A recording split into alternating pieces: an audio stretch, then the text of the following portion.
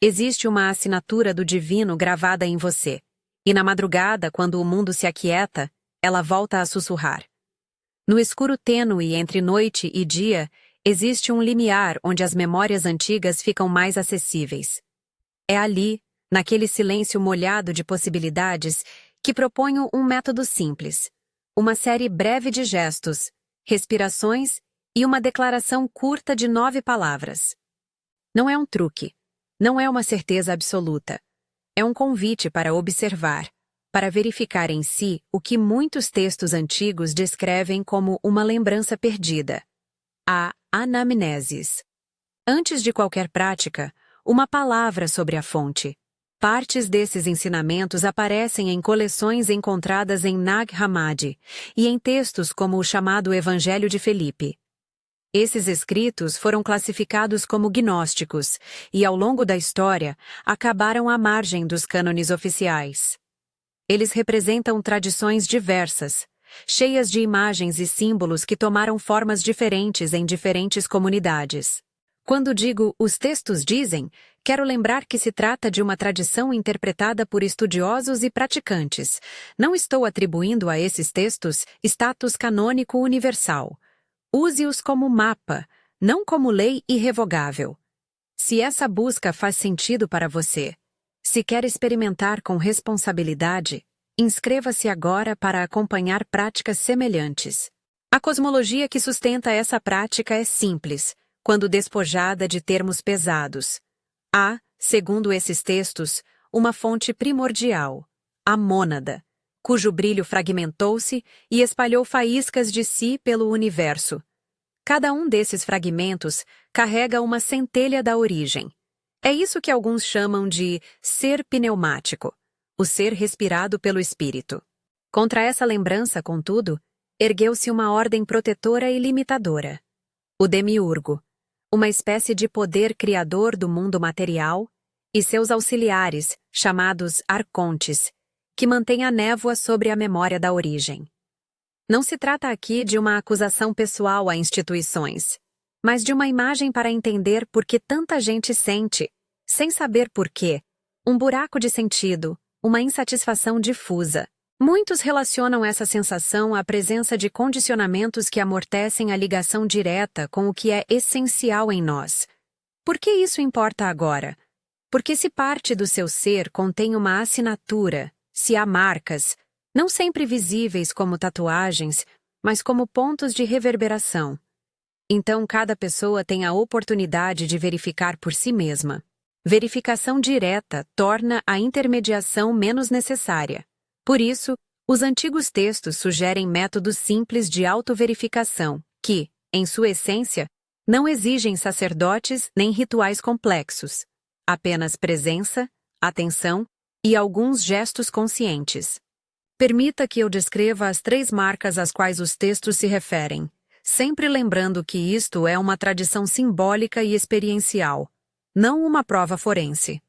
A primeira marca costuma ser localizada na base do crânio, o ponto onde o pescoço encontra a cabeça, uma região onde se acumulam tensões e pulsações. A sensação descrita por praticantes é de um pequeno ponto de ancoragem, como se algo recordasse a origem quando tocado com intenção. A segunda marca aparece na lateral externa da mão, a aresta que acompanha o lado oposto ao polegar, aquela linha que você percebe quando estica os dedos. É associada à percepção, à capacidade de captar além do imediato, um tipo de sensoridade fina. A terceira marca está no centro do externo, sobre o externo, onde o peito parece guardar uma chave. Esse ponto é figurado como o centro do comando, o lugar em que a vontade relaciona-se com a lembrança. Em cada caso, as descrições falam mais de ressonância do que de ferida ou sinal externo. Quando eu digo ressonância, não estou prometendo algo espetacular. Muitas pessoas descrevem apenas sutis mudanças. Um aquecimento, uma vibração leve, uma sensação de encaixe, ou até nenhum sintoma perceptível. Tudo isso é legítimo. A prática é uma investigação, não um veredito. Agora, o momento prático. Escolha a madrugada, aquele intervalo entre as 3 e as 5, ou o limite em que o céu começa a clarear onde você está. A razão de preferir a madrugada é simples e poética ao mesmo tempo. É quando os ruídos sociais diminuem, quando as camadas do dia não pressionam ainda sua atenção. É um limiar, e limiares facilitam a passagem. Faça isso em um local silencioso, sem telas acesas, sem interrupções. Não é necessário templo, apenas um espaço onde você se sinta seguro e aquecido. Comece por se sentar ou deitar de maneira confortável. Respire com naturalidade por alguns instantes, observando a respiração sem forçá-la. Quando estiver pronto, faça uma respiração consciente. Inspire lenta e profundamente pelo nariz, sentindo o dia ainda adormecido. Segure por um instante aquilo que couber sem desconforto, e depois expire suavemente pela boca, liberando tensão. Repita esse ciclo 3 vezes, apenas para trazer o corpo para o momento presente. Se sentir qualquer tontura ou desconforto, retome a respiração normal. Em caso de condição médica que afete respiração ou circulação, proceda com cautela e, se necessário, consulte um profissional. Após essas respirações iniciais, coloque a atenção no primeiro ponto, a base do crânio. Use as pontas dos dedos para explorar essa área com toque suave. Não pressione com força. Experimente um toque que seja mais atenção do que pressão. Observe se aparece qualquer sensação: calor, pulsação, uma leve pressão, um sopro interno, uma sensação de abrir ou simplesmente nada. Note sem julgar. Se nada vier, apenas marque o ponto com a consciência por alguns segundos e libere. Se algo surgir, permita-se registrar. Onde é? Como é? Qual é a qualidade dessa sensação? Volte a respirar. Antes de deslocar a mão, repita a respiração consciente. Inspire. Segure confortavelmente. Expire. Dirija agora a atenção para a lateral externa da mão, aquela borda que acompanha o dedo mínimo. Toque devagar, suba e desça essa lateral. Observe texturas, temperaturas, qualquer tinido interior. Algumas pessoas descrevem um tipo de reconhecimento, um brilho discreto que percorre a mão. Insisto, pode ser sutil ou pode não aparecer. Tudo é válido. O importante é ser testemunha, não juiz. Por fim, coloque a mão sobre o centro do peito, no externo, com a palma apoiada e a leve pressão de quem segura um pequeno segredo.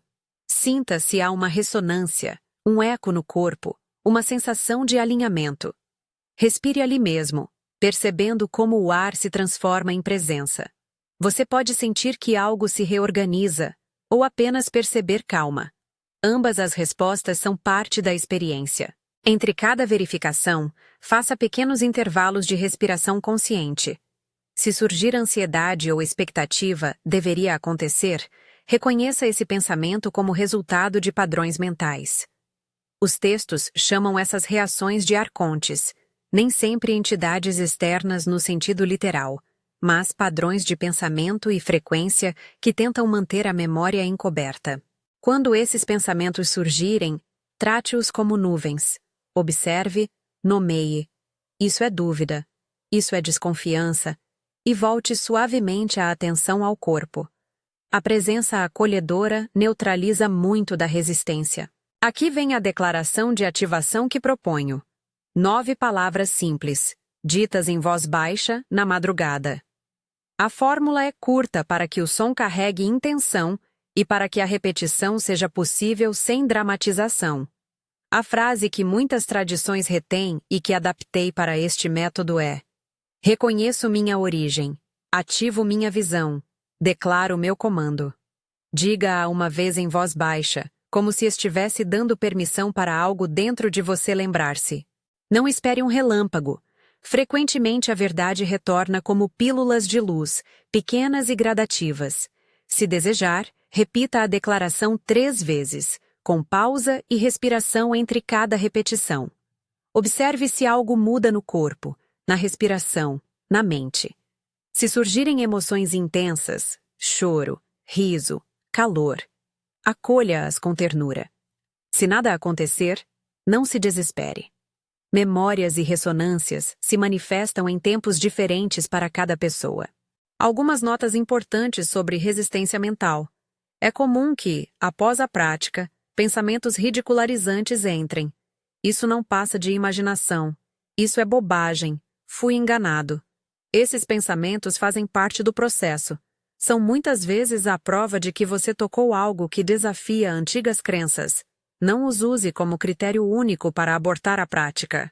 Observe-os, respire com eles, deixe que passem. A eficácia desta prática não reside em provar nada a ninguém, mas em oferecer a cada pessoa a chance de um encontro consigo mesma. Também é natural que dúvidas racionais apareçam. Permita-as. Combine investigação com critério. Documente suas experiências.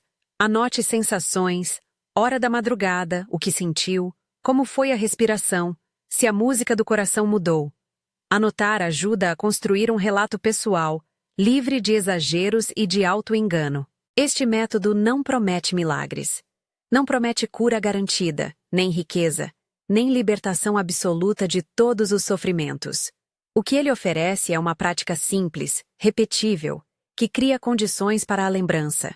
Sensações podem ser sutis, variáveis, e por isso repito, a ausência de efeito imediato não invalida o processo. O caminho da lembrança costuma ser lento.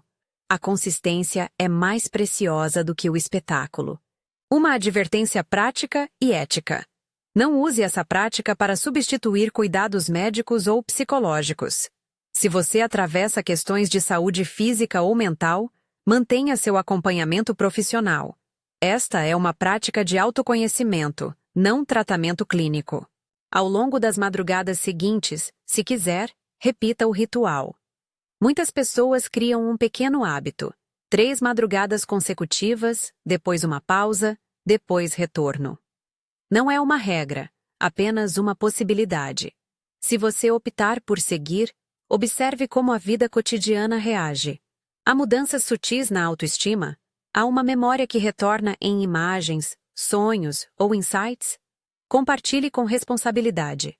Se no exercício surgir uma tendência a culpar instituições, lembre-se de que a proposta aqui é libertadora e não agressiva. Criticar estruturas de poder como imagens simbólicas, demiurgo, arcontes, serve para entender mecanismos de dominação das memórias pessoais. Não é justificativa para ódio ou violência. O foco é sempre o indivíduo que reencontra sua própria luminosidade. Antes de encerrar, eu quero falar sobre comunidade. Muitos relatos antigos e contemporâneos falam de reconhecimento mútuo entre aqueles que passaram por experiências semelhantes. Um olhar que reconhece outro, uma palavra que abre uma porta. Se hoje, ao final dessa prática na madrugada, algo tocou você? Considere compartilhar nos comentários a palavra-chave reconhecimento. Quando muitos escrevem essa palavra, cria-se um campo de testemunho coletivo, não para provar algo a outrem, mas para dizer: não estou sozinho neste caminho.